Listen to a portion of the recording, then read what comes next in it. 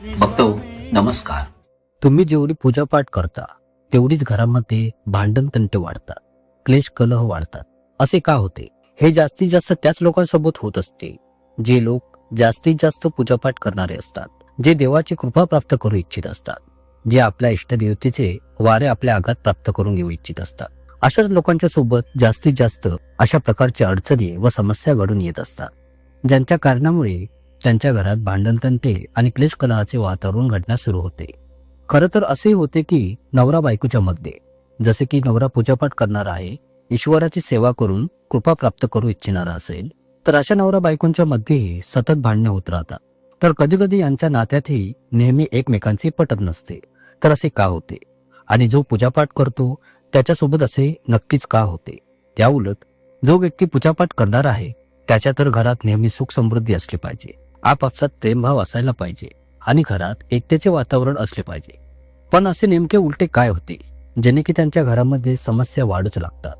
तर बघतो, याची काही अशी कारणे असतात ज्या कारणांकडे तुम्ही दुर्लक्ष करता, त्यांना तुम्ही पाहत नाही, आणि काही अशा चुकाही तुम्ही करता ज्या चुकांच्या कारणामुळे तुमच्या घरामध्ये अशा समस्या आणि अडचणी निर्माण व वाढण्यास सुरुवात होते. कोणकोणत्या त्या अशा चुका असतात? तर या त्याच चुकांच्या विषयी आज मी तुम्हाला सांगण्यात जात आहे. तर या व्हिडिओला ध्यान देऊ नका, जेणेकरून ही खूपच महत्त्वपूर्ण माहिती तुमच्यापर्यंत पोहोचू शकेल. कारण की खूप सारे बंधू आणि भगिनींच्या मनात हा एक प्रश्न नेहमीच असतो की मी तर देवाची कृपा प्राप्त करू इच्छितोय, मी माझ्या इष्टदेवाचे जागृत वारी प्राप्त करून घेऊ इच्छितोय. तर अशा लोकांच्या सोबत या खूप साऱ्या अडचणी होत असतात. तर यामागे बघतो काही कारणे आहे.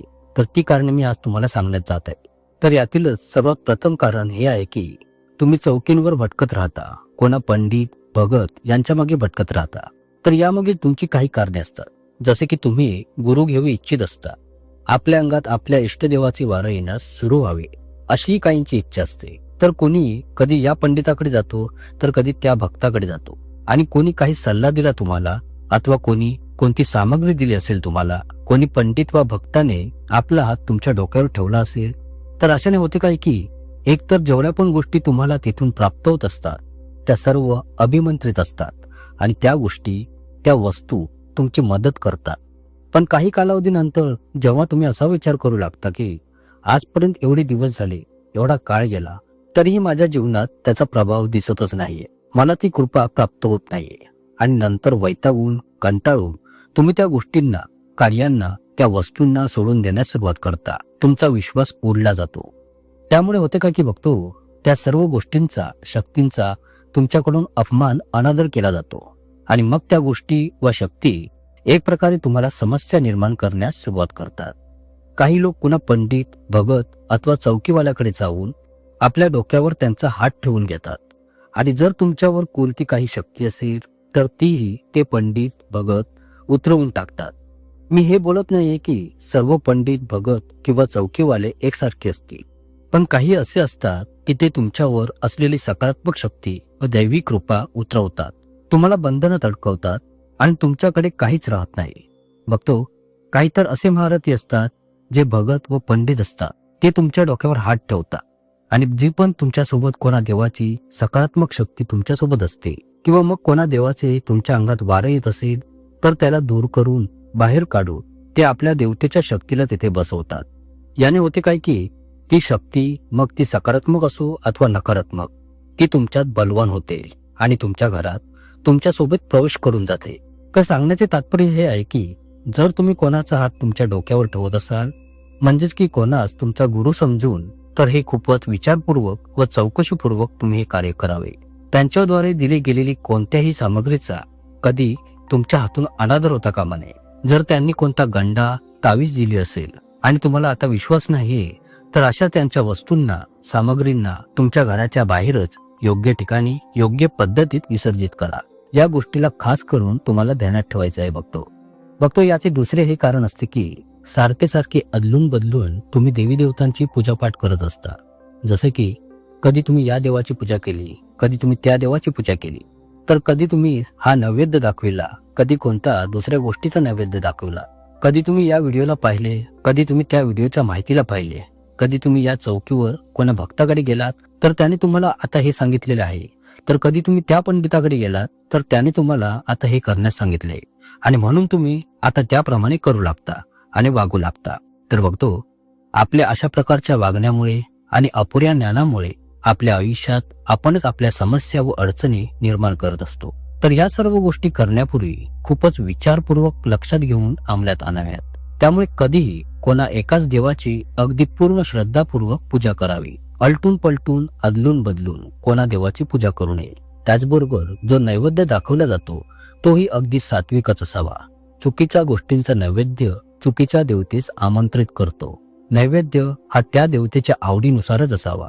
मग त्यात लाडू, मिठाई, दूध, दही, पुरणपोळी, डाळ भात, दही भात काही असो, हा सात्विक नैवेद्य मानला जातो. तर या गोष्टीचेही तुम्हाला विशेष ध्यान ठेवायचे आहे.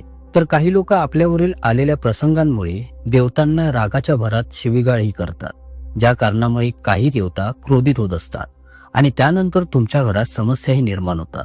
हे जेव्हा तुमचा देवावरचा विश्वास उडतो, त्याची सेवा करूनही पूजापाठ करूनही काही फळ तुम्हाला मिळत नाही असे जेव्हा काहींना वाटू लागते, त्यावेळी त्यांच्या हातून त्यांच्या वागणुकीतून कळत नकळत अशा चुका घडून येतात, ज्याचा पुढे जाऊन त्या लोकांना खूप मोठा त्रास सहन करावा लागतो. तर या गोष्टीचे विशेष करून तुम्ही ध्यान ठेवा की काही होवो पण कुणा देवतेचा कधीच अपमान किंवा अनादर, तसेच कुणाच्या तोंडावरही मागून कधी निंदाही करू नका. बघतो पुढील कारण हे असते की जेव्हा कधी आपण गुरु करतो तर अशावेळी जे कोणी गुरु असतात ते देवतांना रोखतात.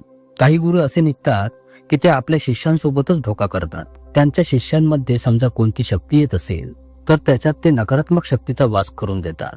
कारण गुरूंच्या जवळ खूप साऱ्या शक्ती असतात, त्यात मग नकारात्मक शक्ती असो वा सकारात्मक, या दोन्ही गोष्टी ते करू शकतात.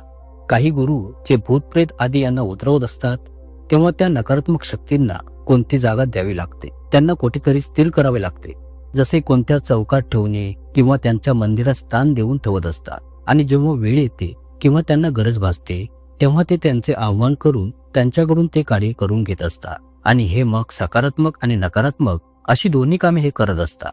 त्यामुळे होते काय की हे असे गुरु कोणाला बर्बाद करण्यासही सक्षम असतात. पण एक गोष्ट मात्र खरी असते की अशा लोकांचा व गुरूंचाही नाश हा खूपच वाईट होत असतो. सांगण्याचे तात्पर्य हे की जर तुम्ही गुरु निवडता तर योग्य चौकशी करून पैशाला लोभी नसणारा आणि भक्तीचा भुकेलेला, श्रद्धा बाळगणारा अशाच गुरुची तुम्ही निवड करावी. बघतो पुढील महत्वाचे जे कारण आहे ते हे की नवस बोलणे. जसे की लोक आपल्या कामांखातीर श्रद्धाभावाने कोणत्या तरी मंदिरात, तर कोणी देवतेस श्रद्धेभावनेने नवस वा बोली कबुली देतात. जसे कोणी आपल्या मुलांच्या लग्नासाठी, आपल्याला मूल व्हावं यासाठी इत्यादी वगैरे अनेक प्रकारच्या कामांसाठी नवस बोलतात. आणि मग तो पूर्ण झाल्यानंतर त्या देवतेस अथवा त्या देवतेच्या जागरूक ठिकाणास, मंदिरास नंतर विसरून जातात आणि त्यांचा नवस फेडला जात नाही. आणि मग त्या कारणामुळे तुमच्या सुख व समृद्धीत अनेक अडथळे निर्माण होऊ लागतात. कारण त्या देवाचे वचन त्या कामांच्या पूर्ततेसाठी बांधील असते. बघतो येथे एक गोष्ट लक्षात घ्या की देव म्हणजे जो देतो तो देव, हे विधान सत्य आहे. कारण देवता जे आहे अशा गोष्टींचे सुरुवातीस तुम्हाला स्वप्नांच्या माध्यमातून संकेत देत असतात, तरीही आपण समजत नसतो.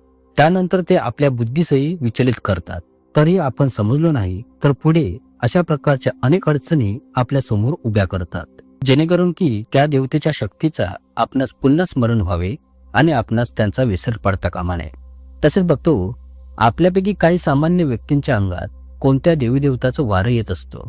त्या देवाच्या शक्तीची कृपा त्यांच्यावर असते, पण त्यांना त्याविषयी पूर्ण असे आवश्यक ज्ञान नसते. आणि अशी लोक त्यांच्या जोरावर लोकांच्या भल्यासाठी त्यांच्यावरील अडचणींना व संकटांना दूर करण्याचा चांगला प्रयत्नही करत असतात. पण त्यांना हे माहीत नसते की लोकांच्या अंगावरील जी नकारात्मक शक्ती, संकटे जी ती उतरवतात त्यांना योग्य स्थानी स्थिर करणे आवश्यक असते आणि ते त्यांना माहीत नसते. त्या वाईट शक्ती त्यांच्यासोबत वावरत राहतात आणि या सर्व गोष्टींचा त्रास त्या व्यक्तीला होत असतो.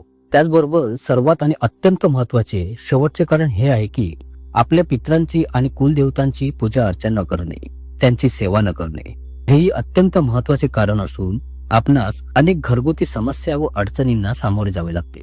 तर बघतो विनंती करतो की ह्या अशा प्रकारच्या कारणांकडे तुम्ही बारकाईने लक्ष द्या की कुठे तुमच्यासोबत तर असे काही होत नाहीये ना. आणि ही एक गोष्ट नेहमीच लक्षात ठेवून जगा की जर तुम्ही कोणाचा व कोणत्या शक्तीचा गोष्टीचा आदर करू शकत नसाल तर तुम्ही त्या गोष्टीचा अनादर व अपमानही चुकून सुद्धा कधी करू नका. बघतो, आशा करतो तुम्हाला ही माहिती नक्कीच आवडली असेल. खूप खूप धन्यवाद. माझी आई अक्कल कोटी जीव नका ती आहे पाठी जीव भी भक्तांसाठी जीव भी भक्तांसाठी तिचे नाव